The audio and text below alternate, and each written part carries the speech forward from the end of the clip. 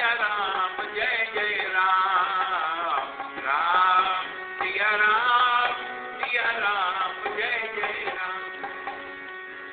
અહિંસા એ મોટા મોટો ધર્મ.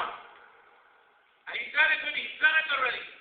મનથી વચનથી કાયાથી પણ કોઈની હિંસા નહીં. કોઈનું મન દુખો એ પણ તમે હિંસા કરી કહેવાય નહીં.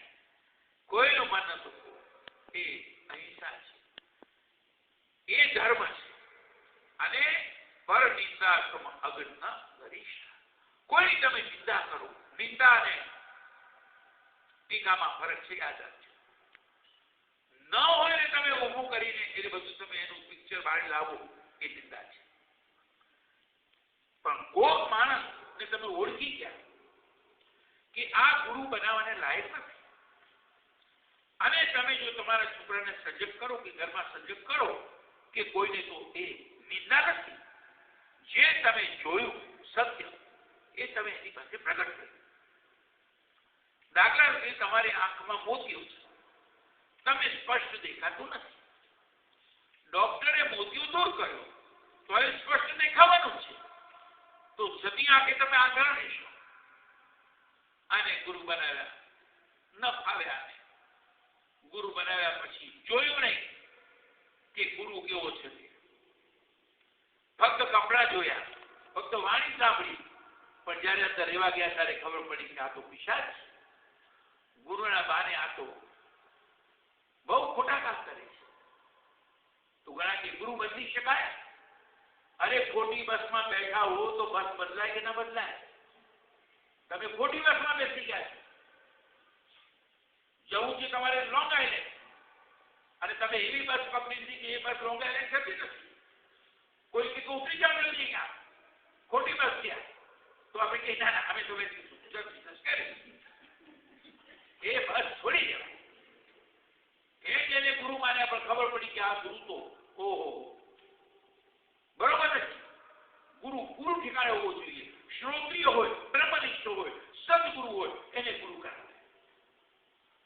ઉપનિષદ કહે છે જેને શાસ્ત્રનો અભ્યાસ, જે સતના પંથે લઈ જાય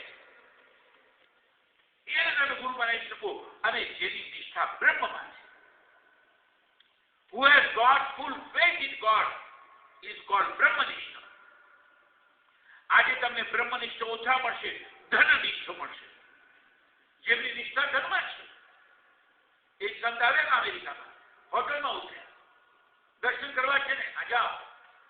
એ તો મૌનમાં જ રહેશે, પણ તમને આશ્ચર્ય પડી જશે કે આગળ ટોકરી રાખી દીધી, એમાં તમે $100 નોટ મૂકતા જાઓ અને તમારું કલ્યાણ થઈ જશે.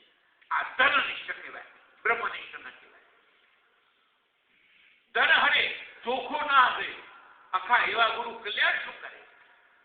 ધનને માટે આવ્યા છે અને ઓળખી નથી શકતા બિચારા. અમારું દુઃખ દૂર થાય, દુઃખ થાય. દુઃખ દૂર કોઈ ના કરી શકે તમારું. આપણા કર્મમાં જે લખ્યું છે ને એ તો ભોગવવાનું છે. આપણે સુખ દુઃખ મનમાં આણીએ, ઘટ સાથે રે ઘડી, અને પછી જાય માથા ઉપર હાથ ફેરવો, અમારું દુઃખ દૂર થઈ જાય. પોતાના માથા ઉપર હાથ ન ફેરવે, જેના હાથમાં કઈ ચમત્કાર આવે. શું કામ દુઃખીઓ શું કામ થાય? વિચાર તો કરો તમે. મહારાજ મહારાજ તમારા ચરણની સેવા આપો. ઘણા બહેનો જાય બિચારા ભોળિયા હોય. શાસ્ત્રમાં કહ્યું છે પતિને સ્પર્શ કરવા સિવાય બીજાને સ્પર્શનો અધિકાર નથી.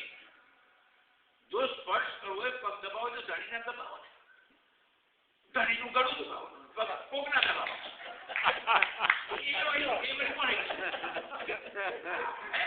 એ નહીં જોઈએ.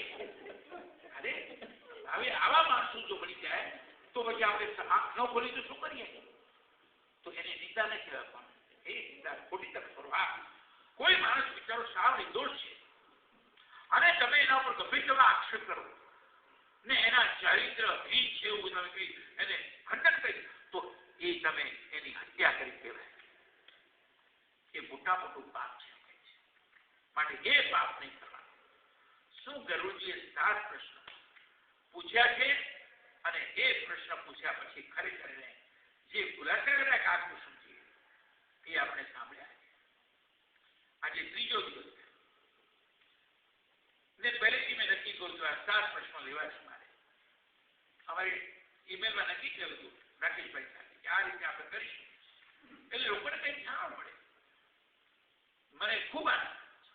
જે લોકો આવ્યા છે વર્કિંગ ડે છે છતાં આવ્યા બધા જે આવ્યા છે 11 જણા આવે કે 12 જણા આવે કે 15 જણા આવ્યા.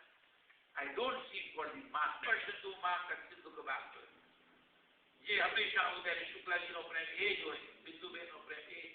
અમારા રાકેશભાઈ ભરતભાઈ તો છે નહીં અત્યારે અહીંયા, લાગે તો લાસ્ટ વર્ષમાં તો લાસ્ટ વિકાસમાં પણ બે વાર એમને સત્સંગ ગોઠવ્યો. જેને ઈચ્છા થાય તો ગોઠવ્યો. બાલચંદ્રભાઈ ક્યાં ગોઠવ્યો તો રીચમણમાં. આ એક આપણી આત્મીયતા છે. તો એ ખરેખર બધાનો આભાર માનું છું. જો અમારા ભાઈ આવી ગયા છે એ પેલા દિવસે ત્રણ દિવસ ત્યાં રહ્યો. આપણે ટોપરાની ત્યારે ખૂબ સેવા કરી છે. ઈશ્વર પર બધા સાહસની શક્તિ આપે, ભક્તિ આપે. એ જ હું પ્રાર્થના કરીશ ને આજની વાણીને અહીંયા હું વિરામ આપીશ.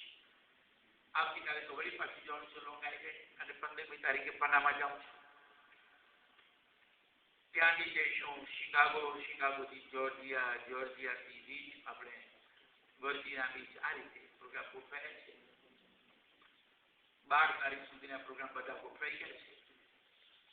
ભગવાનની ઈચ્છાથી પછી આગળ વધીશું.